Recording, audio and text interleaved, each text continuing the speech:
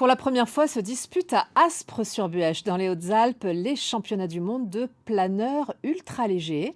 Ce sont des machines volantes de haute technologie entre deltaplane et planeurs classiques, créés dans les années 90 aux États-Unis.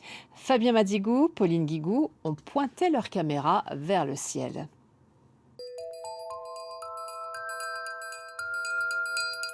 À 1600 mètres d'altitude, les 8 meilleurs mondiaux attendent patiemment le top départ.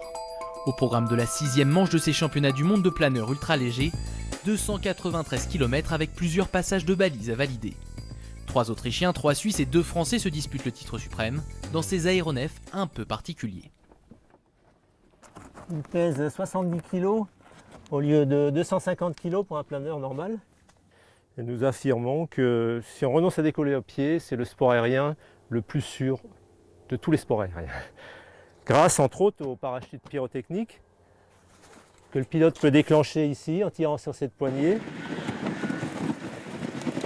Des caractéristiques qui permettent à cette Formule 1 du vol libre de parcourir des distances impressionnantes. En partant d'Aspres-sur-Buëch, le terrain de jeu des pilotes s'étend ainsi de Grenoble à Draguignan, du Mont Ventoux à Briançon. Là hier on a fait une manche de 300 km, 315 km. Ça n'a jamais été réalisé en championnat du monde de vol libre.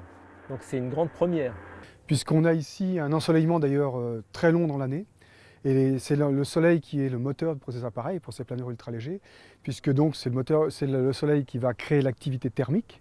Et donc cette activité thermique va permettre de faire des vols, de monter dans les ascendances. Chaque manche dure entre 5 et 8 heures. Si le physique importe peu, le planeur ultra léger demande d'autres qualités.